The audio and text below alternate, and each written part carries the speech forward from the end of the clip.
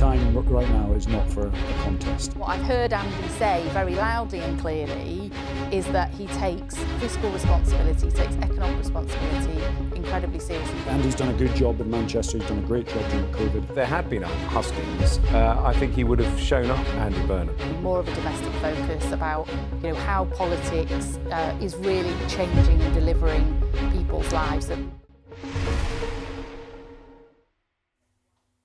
So long, farewell. The PM who earned the sobriquet Never Hear Keir departs his last ever foreign summit, leaving his successor to whisper sweet nothings in Donald Trump's ear. Today, as the song goes, Keir even seemed to heave a sigh at all the good times he shared with the Donald. Well, we've always got on as two individuals. That is important because it really matters in politics to have a relationship that is a working relationship.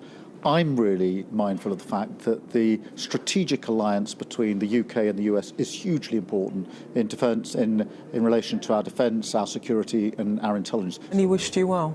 Yes, he did, and we're going to stay in touch. Really? That would suggest he's even more a glutton for punishment than we thought. Remember, for example, when Trump used that Starmer was no Churchill? Well, he's at it again today over the UK's reluctance to join his war in Iran, which hasn't perhaps been quite the triumph the president likes to think. I said, would you like to help? They said, we do, but we want to wait till the war is over. This was not in the spirit of Winston Churchill. But at least both Starmer and his successor can draw comfort from the knowledge that most European leaders have started off fancying themselves as Trump whisperers, only to learn he doesn't really speak their language. Just ask French President Emmanuel Macron, who enjoyed a lengthy bromance with Trump, but fell out over tariffs a couple of years ago. I said, no, but you're not going to do it, Emmanuel. You're not going to, no, Donald, it has already passed. I said, well, you better unpass it, because if you don't unpass it, you're going to pay a 100% tariff on all wines and champagnes that are shipped into the United States starting tonight. No, you cannot do that, Donald. And then there was the Italian Premier, Giorgia Meloni, who received all sorts of lascivious compliments from the American president, only to see their relationship shatter, with Trump even posting this week he needed a restraining order against her. At the NATO summit, he sort of patched things up. We had a bad relationship, but it became a little bad because she refused to help us. Again, I didn't put a heavy press on her, but she refused to get involved with the Hormuz Strait, or you could also say just Iran. She refused to get involved. So it soured my relationship with her a little bit. But I like her. I think she's a nice person, actually, but I think she made a mistake. No wonder Andy Burnham's allies tell us he wants to focus on domestic priorities. Well, Andy, they all want to. But with Trump threatening to chuck some more missiles at Iran and oil prices surging once again, you may find yourself drawn into Trump whispering, whether you like it or not. So Donald Trump has been telling the NATO summit in Turkey that the ceasefire with Iran is over and labelling the leadership in Tehran scum and liars. He's also signalling that the US military could strike again tonight. Let's have a listen to what he had to say. The Iran war has been a tremendous military success. And, I can only answer the question by saying they're not going to have a nuclear weapon. I was there for one reason, that Iran cannot have a nuclear weapon. I call it, we denuclearize Iran, and that's happened. They will never have a nuclear weapon. Everything's gone. Their leaders are gone. They had leaders, they're gone, and they had another set of leaders, they're gone. Now they have another set of leaders, they may be gone. Who knows?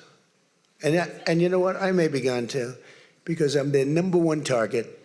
It's out all over the place. I'm their number one, because they're scum. That's the way they act, and that's the way they've done it for 47 years. But I'm doing what's right for the country. I'm doing really what's right for the world. Well, let's have a chat with our international correspondent, Alex Rossi, who's in Washington for us tonight.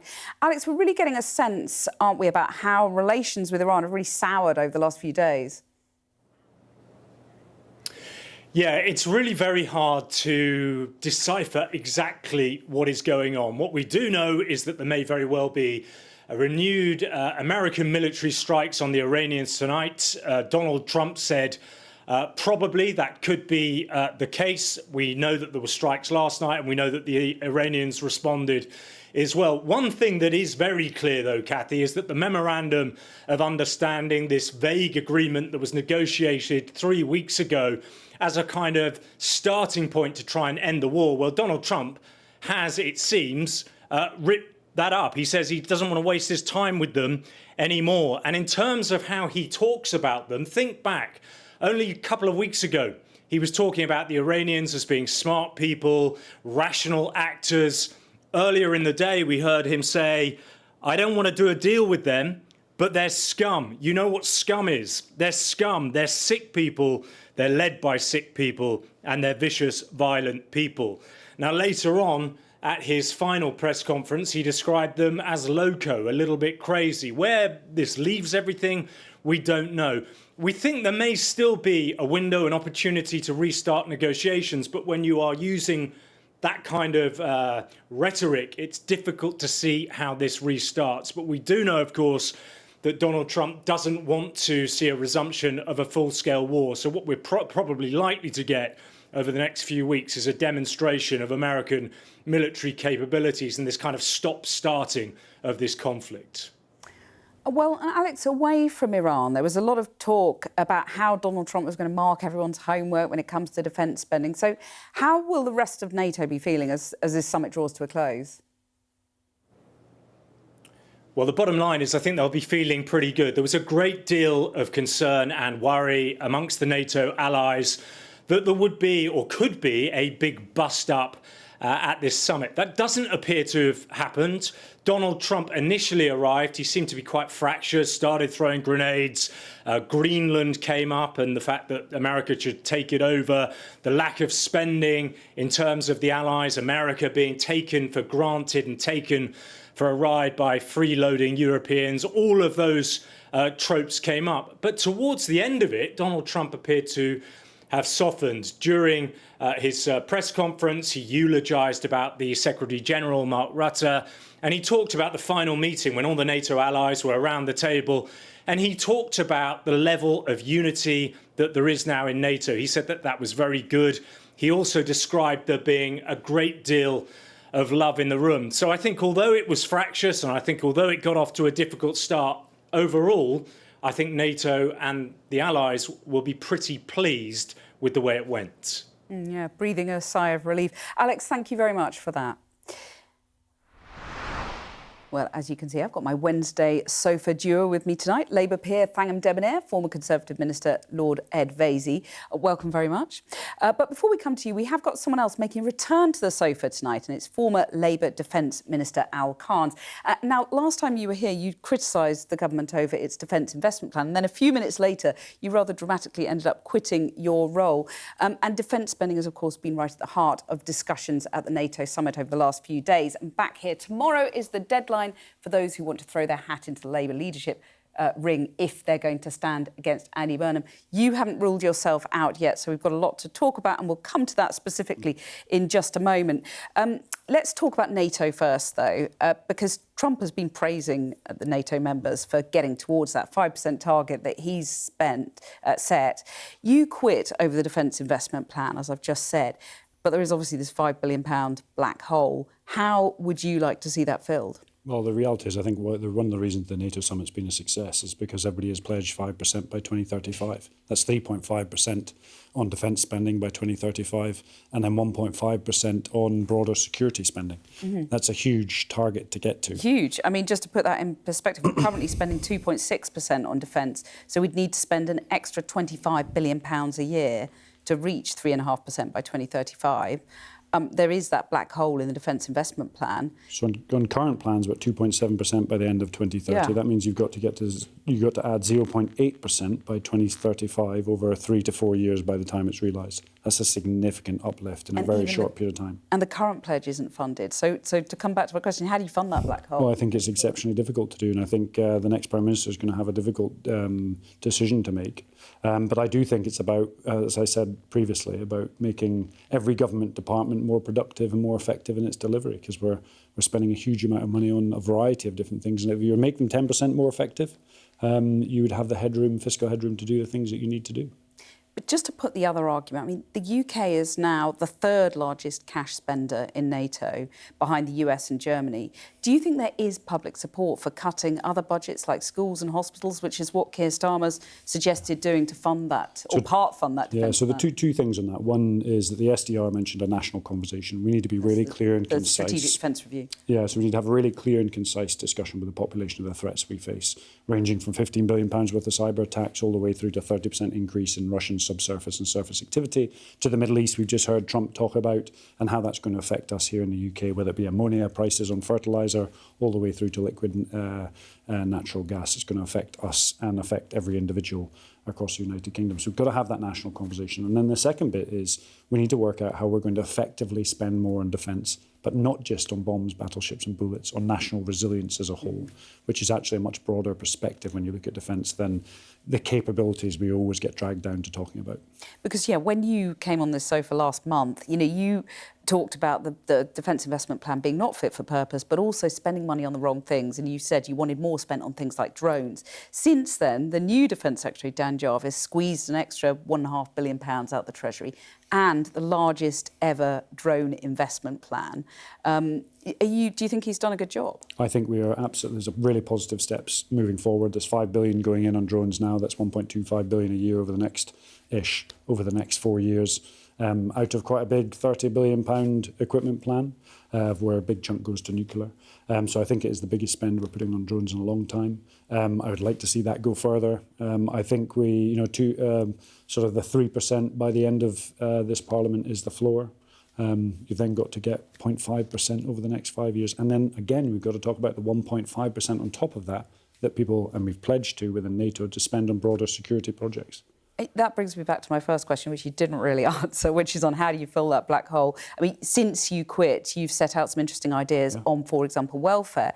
And I think you've suggested linking welfare to voluntary work. You talked about support from the state in exchange for time given back to your community. Would that be a sort of innovative way of saving money on welfare of the kind that might appeal to Andy Burnham? I mean, let's just step back. If you go, people not in education, employment, training, $125 billion a year, make that 10% more productive, bring that down, get people into work, into voluntary work, and propel them back into the working space. Mental health costs us, £110 billion lost in economic output every year. Make that 10% more effective. £18 billion it costs to put reoffenders back into prison. How do you make that 10% more effective? And so I think there's actually a whole of government approach where individually trying to find the pound from the nurse to give to the soldier is not the right debate we should be having. How do we make every government department across the totality of government more effective to give us the headroom to spend it on the things that we really need to, such as defence and security, and upholding our position in the world when it comes to NATO and our international partners. Well, let's talk a little bit about what came out of NATO today. It was rather overshadowed by what Donald Trump said about Iran, calling the leadership scum and liars. He says he's not sure he wants to make a deal. There are huge economic implications for the UK, aren't there? I mean, how do you think the next Prime Minister should handle relations with Trump? Well, I mean, the reality is the US is one of our biggest strategic partners. I think we now, and increasingly we've seen this government, and we'll see the next government, I can almost guarantee, build the bridge back into Europe when we talk about defence spending, collaborative defence initiatives, but also maintaining our relationship with the US. And it's acting as that keystone between the two, and keeping everything balanced, which is the trick, which I actually think Keir Starmer has done a very good job in doing, because we need everyone collectively to defend what is, whether we like it or not, the democratic Western rules-based system that is under attack. Well, this was Keir Starmer's last foreign summit. He's on his way home now. Nominations for the Labour leadership open tomorrow. You've kept your powder dry. You made news last time you got on this sofa. So tell us tonight then, will you be putting in your leadership bid tomorrow? So I've used every witty comment I can to sort of circumnavigate this question. Longer. And I'm, as the boat has sort of moved forward, it's been really clear to me, having a 3-month competition now at this period of time, which if you were to extrapolate that out is probably 1/8 of our time left to govern, outside of a general election, is probably not the best use of Labour's time. The division that it would cause if we end up having an internal bloodletting sort of fight, which would turn to, as they always do, a fight over the next 3 months. And given the geopolitical events that we have ongoing, this isn't the best use of our time. So my view would be we need to get on board.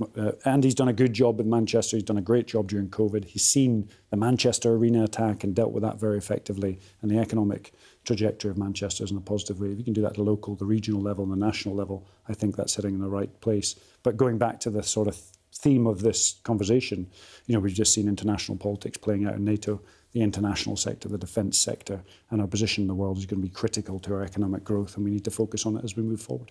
So to confirm, you are backing Andy Burnham for the Labour leadership? So the time right now is not for a contest. I've always wanted the debate. I put my 5 tests out there and I've suggested ideas such as a professional cabinet and, of course, critical national technologies, that 1.5% in defence, how we can spend it more effectively, pushing those debates out, trying to get the ideas inserted into the system. But I think we've all got to get on the boat and row in the same direction if we're going to make the next 2 to 3 years count. And I'm pretty confident we can. Right, so in terms, you are backing Andy Burnham. You've abandoned your leadership bid, your nascent leadership bid. The nascent leadership bid, which was all about debate. It was all about pushing those ideas into the system and making sure that the 2024 intake, but also the rest of the MPs, get listened to, contribute to the debate and make sure we're stronger together going forward. Allow me a moment of cynicism. Did you just not get the numbers? Yeah, so this is the case. And interestingly, if you speak to any MPs out there, have I been phoning people up and trying to get them onto the Al Carns ticket? Absolutely not. What I have been, I've had over 100 MPs come to me and say, hey, listen, we need to have this debate. We need to talk about the vision for the country, the end state that we need to get to, and importantly, the plan to get there. And I think that's critical as we move forward. So that debate is still live, and I'm pretty sure we'll see more from the Burnham team as we move forward over the next 2 weeks. Because you've had conversations with him, haven't you? I was with him with 30-odd MPs just the other day, or 15 MPs just last night. Right, and did you talk to him about your tests for leadership, which include, obviously defence, but also needs, tech, net zero and so on? Did you sort of feel you had answers that he would meet your tests? So I think the critical component is that Andy Burnham is good at listening.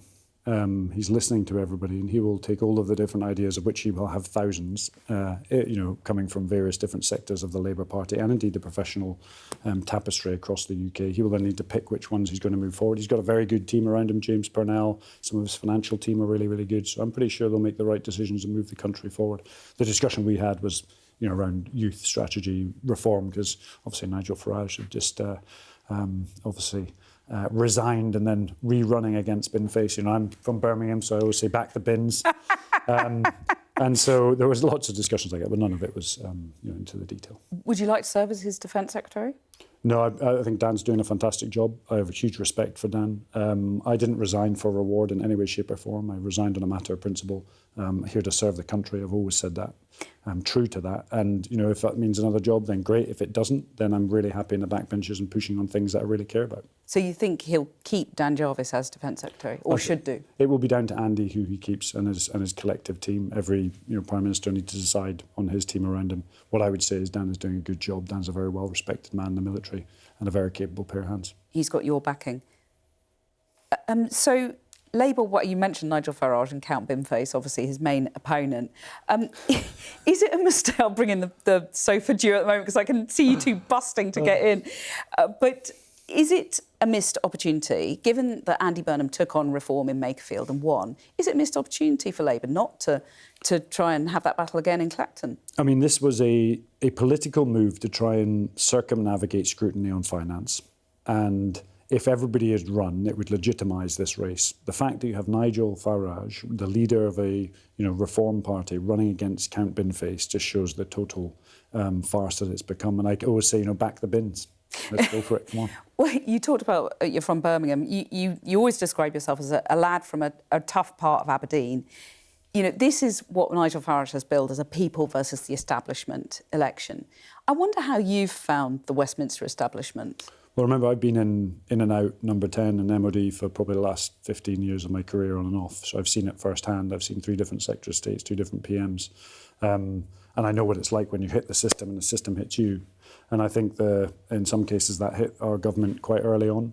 And what I would say is if we don't change the way in which we govern, we will struggle to deliver the change at the pace required to get the nation on side. So the Whitehall establishment is holding back ministers, Labour ministers? Not at all. I think the Whitehall establishment has some of the best people in the country that are dedicated to service. What I would say is I would like to see horizontal transformation and vertical transformation within the government departments to speed up the delivery of change. And the way I would do that would put the bat signal up, get the best across our professional tapestry across the UK and get them in to help our political leaders deliver significant change and policy across the country. But, I mean, would you sympathise, for example, Michael Gove, who sometimes sits on this sofa, once talked about the blob, holding back what ministers want to do. Are there elements of the blob, the Whitehall? Yeah, in some cases, I've never seen the system so sticky.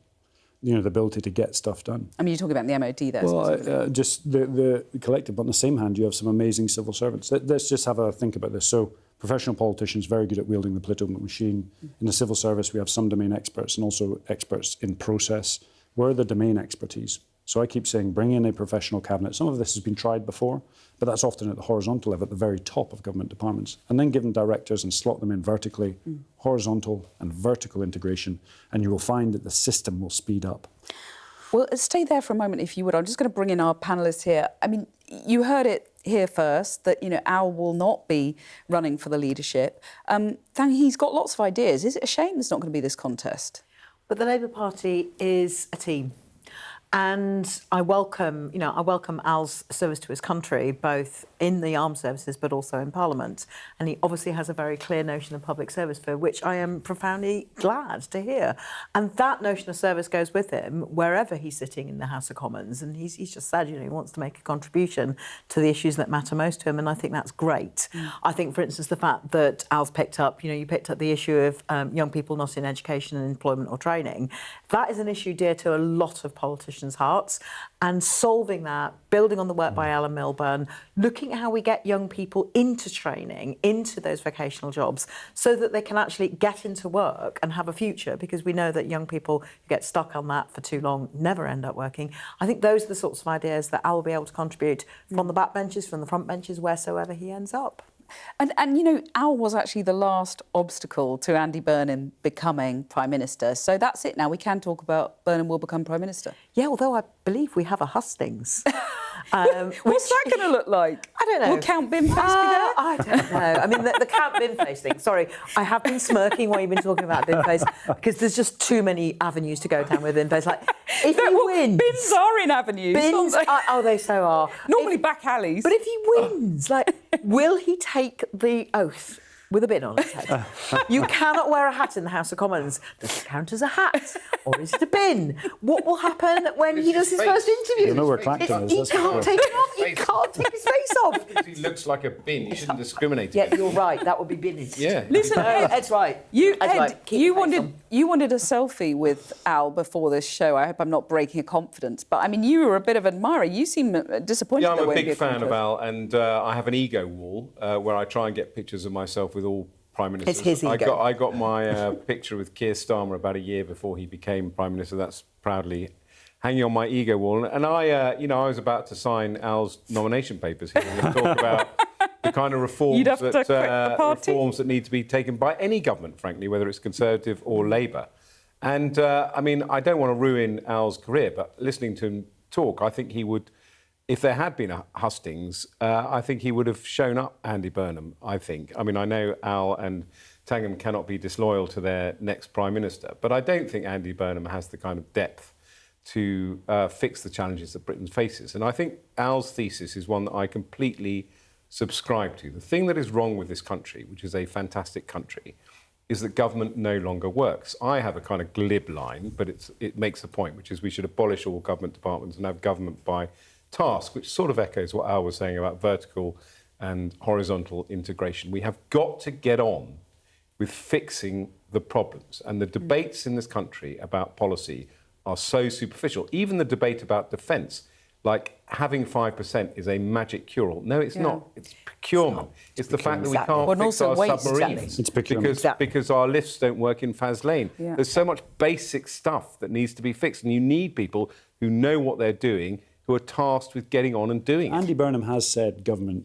politics is broken. He does recognise that. He's been in the machine. And I think we'll see a really new way of governing and get that change through. But that is like fixing the plane while it's in the air, isn't it? It's exceptionally, but you've got to be in the position to be able to deliver that change. It needs to come from the leadership at the top. And the piece about defence is there's a big chunk of this about procurement. There are tens of thousands of people in procurement. And it needs to be refined. We are all still politicians. And whilst I have a lot of sympathy with this everything's broken line, I have a lot of sympathy with it. However, we are politicians, so saying politics is broken is kind of undermining our ability to mend things. And I think we need to acknowledge the fact that the way we are doing politics should be improved. And I think that's something which we can all agree Yes, about. but when we say politics is broken, it's sort of displacement activity. It is. Because it's government that is broken.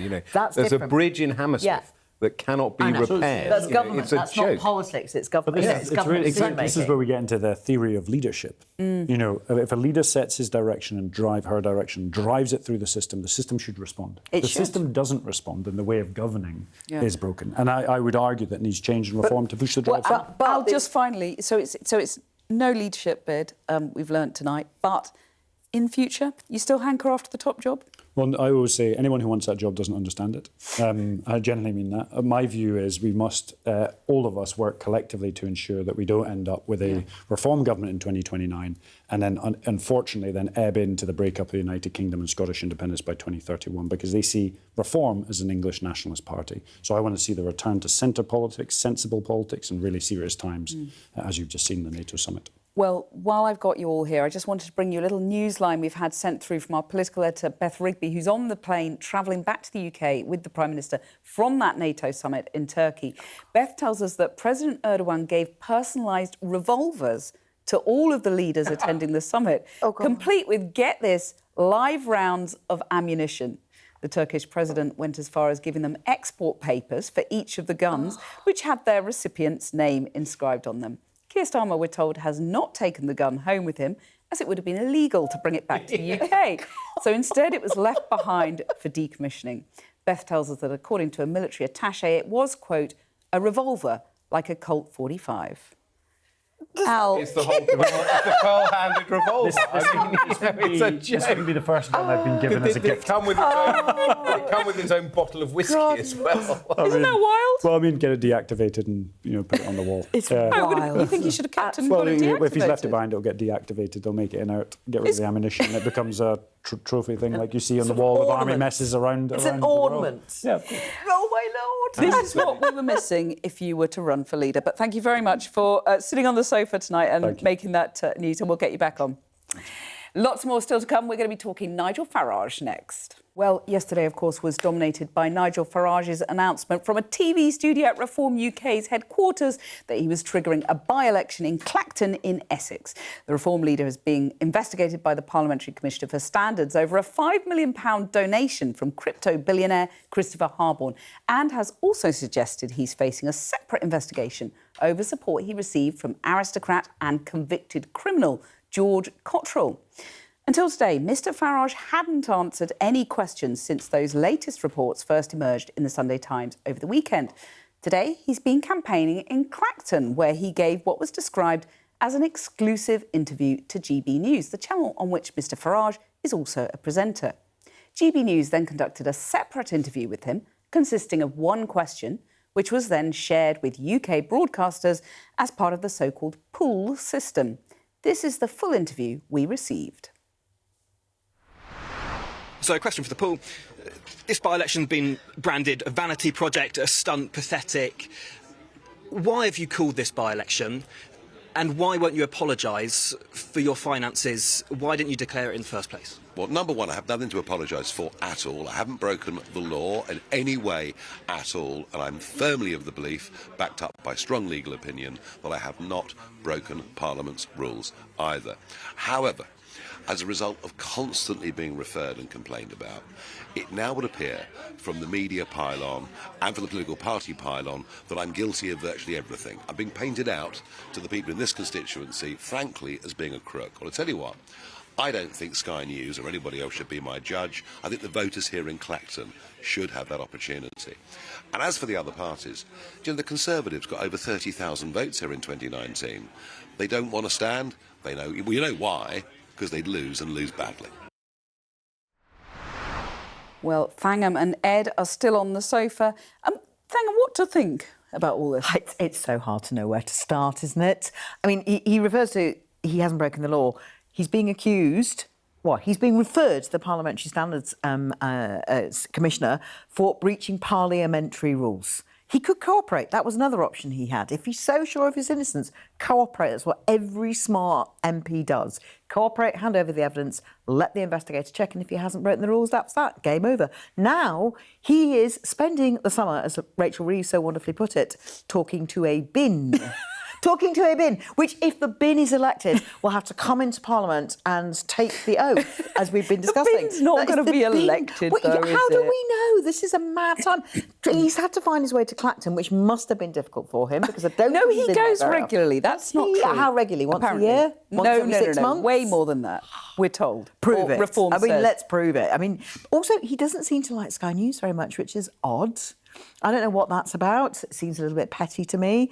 But he's going to have to run an election campaign in July and running into August, which everybody knows that's nuts. That's nuts, right? Isn't it, Ed? You don't have an election weirdly, in Nigel August. Farage has a chance not to go ahead with the by-election because he, I can't remember if he's actually been accepted his application for the Chiltern Hundreds. Oh no, she accepted. That's right. She accepted. It does now have to happen. There was He's a at the moment. Chiltern Hundreds There was right a now. moment this morning when people were speculating whether or not. Well, that was Ed Davey, but that would have been a that total was an Ed establishment Davey thing. stitch-up, to a wouldn't certain it? Proving his extent. I mean, point. Look, I may be catastrophically wrong about this, but it No. seems to me that Nigel Farage has been completely outmanoeuvred. You know, it's a game that is being played. Nigel Farage, for reasons that I cannot fathom, decided that it was a kind of ridiculous imposition on him that he should account for a £5 million donation, that it wasn't in the public interest. Of course it's in the public interest.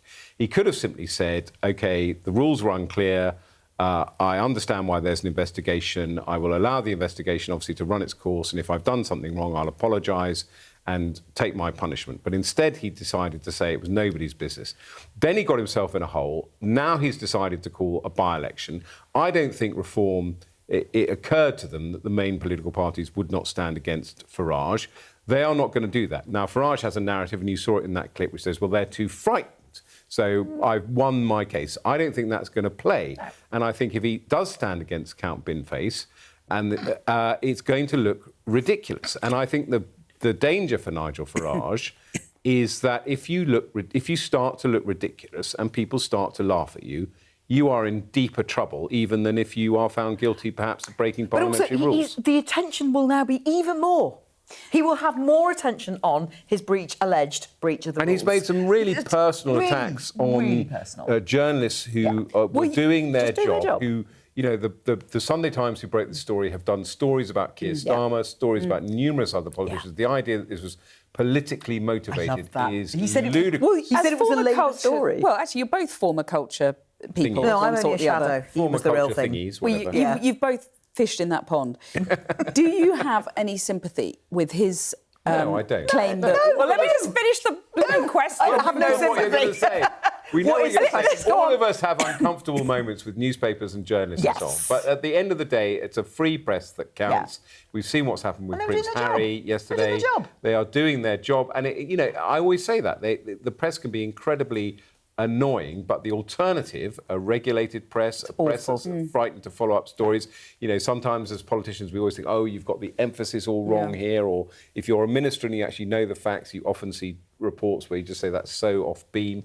But at the end of the day, holding politicians to account. What are your questions? The question was, do you have any sympathy with the idea that the press is out of control? No. And it just struck me that I do No. think there is a bit of it from things people have said to me on X, which is not a good, reliable guide. You shouldn't be but- having a chat on X. I'm not just snoop in occasionally. Okay. But, you know, there seems to be a sort of bit of a misunderstanding about how the press and broadcasters in particular handle pool situations where you're, you know, trying to get an answer out of someone, and the legitimate means that you deploy to do that, such as approaching, doorstepping. But doorstepping sounds very aggressive. It's not necessarily It's like job. that, is it? I mean, you know, as Ed says, it might be annoying, and it's clearly annoying. Nigel, did you see that eyebrow? Oh, yeah. It was shooting up. It's clearly annoying him, but he is avoiding scrutiny, I think, by taking a pool clip from GB News, which is the broadcaster he works from, and only taking one question, and then all this faux outrage. Yeah, but It's hang on, so he's making unimpressive. it work for him. You know, let's He's not making it forget. worse for No, him. wait No, a he's sec. Wait a making it sec. worse. Wait a sec. This He's is making it important. worse. They are way ahead of Labour in the polls and the Tories. You know, he is now broadcasting to his own social media platforms and GB News, which is a broadcaster that he has created. It gets a fair amount of viewers. Let's be honest about that. He's making it work for him. Being outside the establishment is not going bad for him. We'll see if it does work for him. Yeah. And this is the point. You know, reform has been ahead for a very long time. There was a time a few months ago where we were talking about a reform majority government being almost an inevitability. You know, I take nothing away from Nigel Farage's skill as a politician and what he's been able to achieve on his terms. But I think, you know, one of his secret weapons is to be the bloke you want to have a drink with in the pub, a genial person. That clip there I found pretty disturbing. You know, a permanently angry Nigel Farage, I think, is not an... this may be a wishful permanently thinking. angry person who has received a lottery, Is not an attractive, a lottery win is or not an gift of attractive... 5 million Also, quid. he's being investigated. You know, the allegations, and they are still allegations, but there are allegations which have now been referred for investigation by the National Crime Agency. This is a serious situation he's in, and he's drawing attention to it, not away. Yeah, I mean, he would say on that it's a trawl. It raised a alarm. I mean, the other thing that I think they're getting wrong is that I think they think they can lift and shift Trump politics into British politics, and I don't think you can do that. Well, let's see on that. And I'm sure that debate about Mr Farage will feature on our late-night programme, The Wrap, tonight from 10 p.m. Here to discuss all of today's big stories and the best of tomorrow's papers will be the former Conservative Special Advisor, Salma Shah, and the political commentator, Adam Bolton. So it does look as if the NATO summit will mark Starmer's last outing on the world stage. Incoming, we assume, is Andy Burnham, especially now that Carns has ruled himself out on this very show. He's given one speech and few interviews, but someone who does know what's happening is Labour's deputy leader, Lucy Powell, a long-standing friend and constituency neighbour of Burnham's. She supported his first thwarted attempt to return as an MP, as well as his successful second attempt, and is expected to return to the cabinet when he gets to number 10. I spoke to her a little earlier. Hello. Hello. Welcome. Yes. Andy's right-hand woman. Well, not really.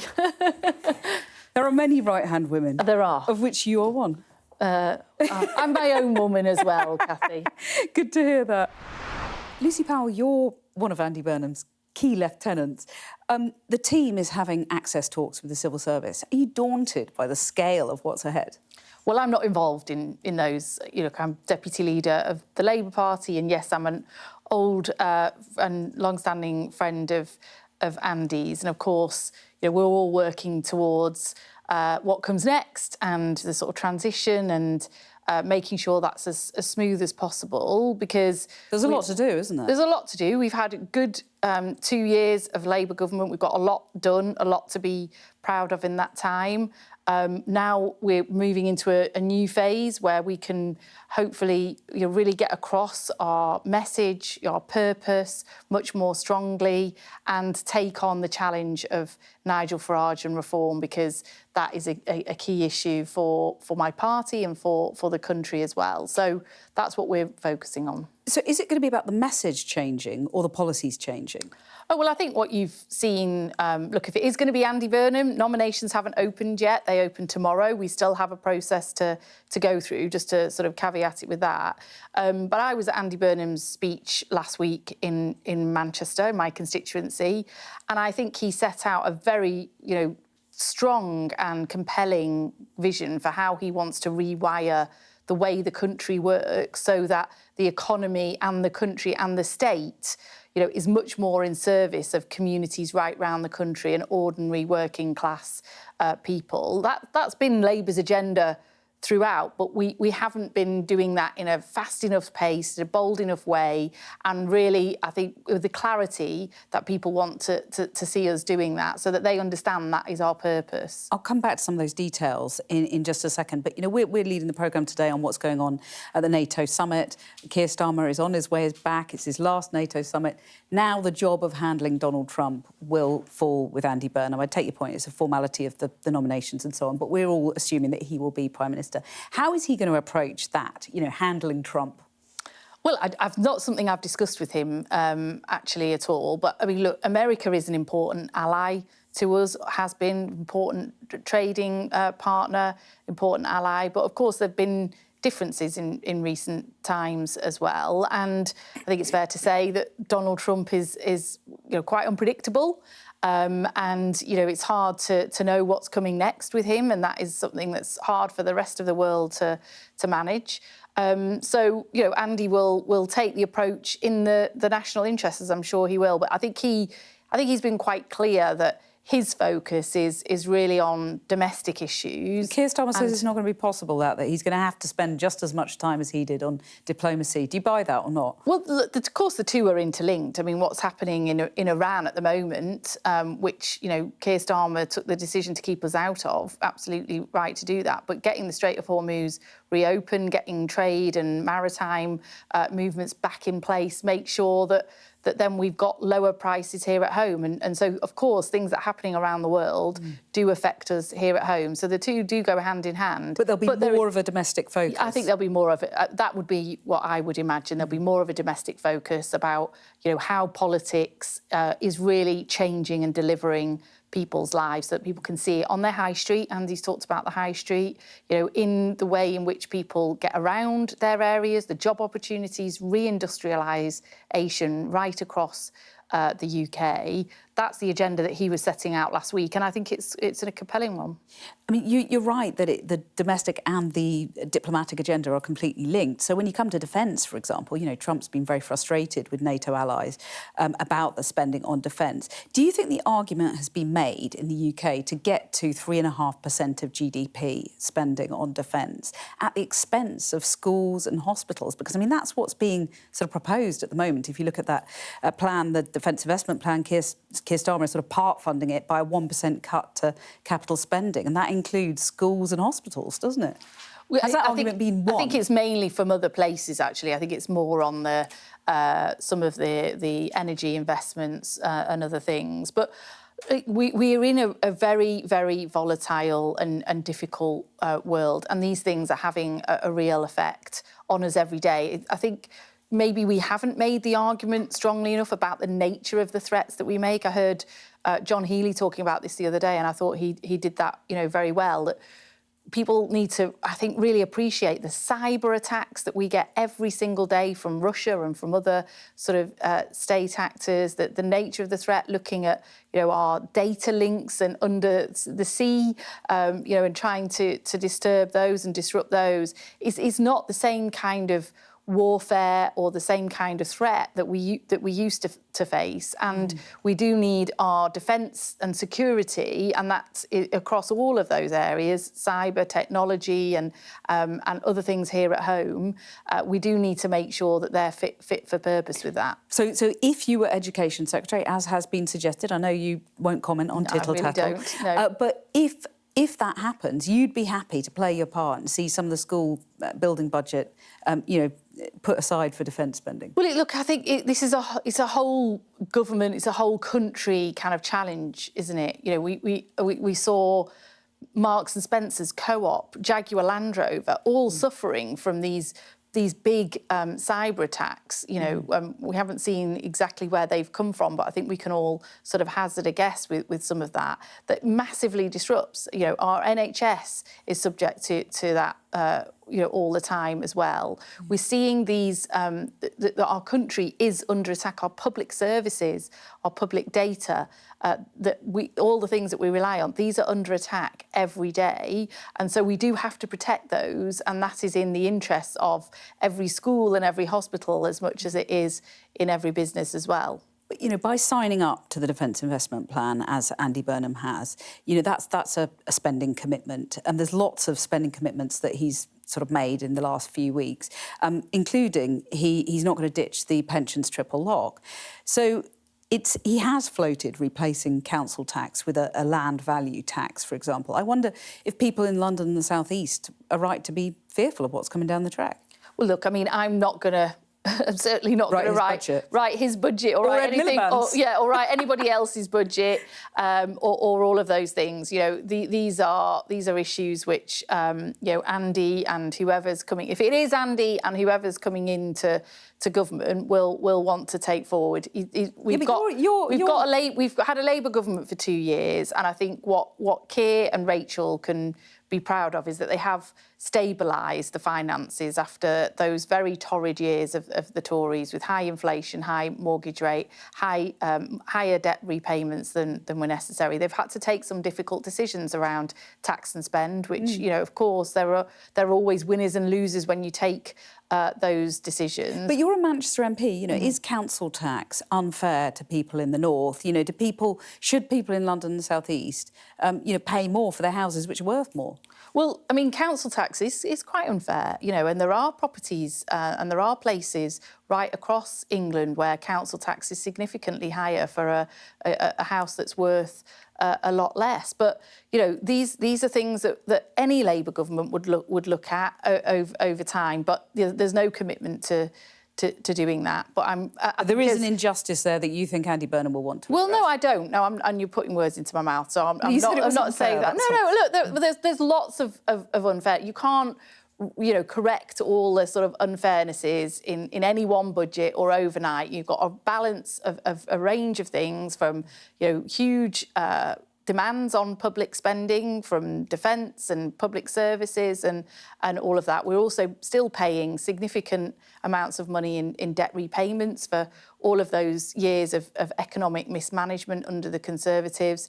You know, I think what I've heard Andy say very loudly and clearly is that he takes fiscal responsibility, takes economic responsibility incredibly seriously. That's how I've seen him run Greater Manchester, actually, you know, bringing in private investment alongside public investment to deliver public good, and balancing the books and doing that in a responsible way. I've seen him do that over the last 10 years, and I know that rewiring the economy and running the economy is really important to him personally. How confident are you that he'll transform Labour's future against reform specifically? Well, I mean, look, he's just won this by-election in Makerfield, a very challenging by-election where Reform got 60% of the vote just a few weeks ago. And he's come in and obviously he's got a personal brand. I've seen that personal brand over many years, not just in Greater Manchester, but in other places too. And that has, you know, turned that around. He showed a way of uniting the voter coalition against Reform, the kind of left bloc, if you like, centre-left bloc in politics. He's united and enthused that and heavily defeated Reform in the Makerfield by-election. So I think he understands.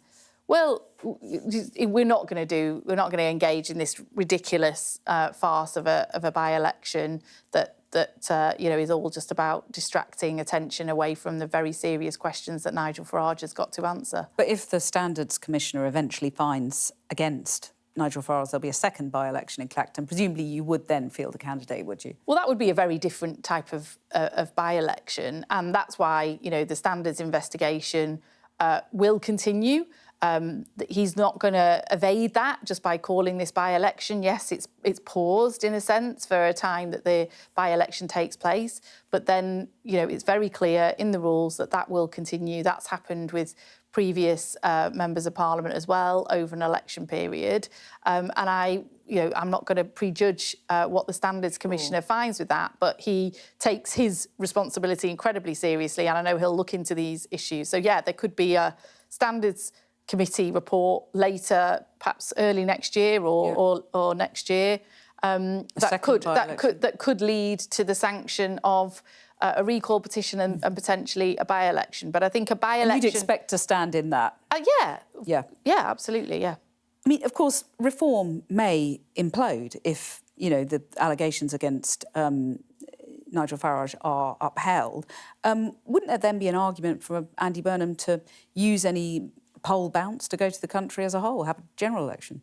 Well, I think, again, I'm just going off what he said publicly too. I think he's said that, you know, that wouldn't be the case. We only had an election 2 years ago. We've got a mandate and we've got a manifesto there to deliver on. Andy's, you know, stands by that of course, that manifesto and that mandate. And I think what people want to see is us getting on governing, getting on changing people's lives for the better, getting on delivering that promise of change that we got elected to deliver, and that's what people actually want to see. So just standing back then, the difference, if Andy Burnham gets into number 10, the difference in your view will be about delivery. It won't be about the types of policies, because he's standing by the manifesto, he's sticking with the fiscal rules, he's back defence spending, he's back in the triple lock. It'll be about delivery. Is that the key in a nutshell? No, I don't think so. I think he's got a kind of big, bold vision about the nature of which and the speed with which the economy and the country needs rewiring, and how a big part of that is about putting power and resources back in the hands of local people, local communities, in order to address the issues that their places face. That's completely consistent with our manifesto, and I think you'll see that the Labour part of the Labour government, the Labour values in that coming through much more strongly under an Andy Burnham government. Lucy, thank you very much for giving us that insight into what a Burnham government might look like. Thank you very much. Thank you. Really struck by hearing Lucy Powell, a senior Andy Burnham ally, saying in terms council tax is unfair, because there's been a lot of speculation that the man who's expected to become Prime Minister could replace council tax with a land value tax, and that could see householders in London and the South East paying billions of pounds more. And I did press her on it, and she said you can't change all injustices in one budget. But it does seem to me that Andy Burnham's determination to rewire the British economy could see him tackling just this kind of unfairness as he sees it. Well, Thangham and Ed are on the sofa tonight. Thangham, this issue of council tax, it is pretty controversial. If he does end up doing a land value tax, that will cost people in London and the South East, billions. And that is one of the things I'm finding really tedious about the... Peed off about. I nearly, but I didn't. That's how angry you are. Because you nearly dropped the F-bomb because you're so angry about it. Earlier on, I was told what I couldn't use as a noun to describe Nigel Farage. Yeah. Anyway, we are having this interregnum period where, unlike in a general election, where the party has published a manifesto and you know what you're going to do roughly, this is like, well, what is he going to do? Is he going to do that council tax thing? I mean, it would cause us a real problem in London. Because people are working out real problem.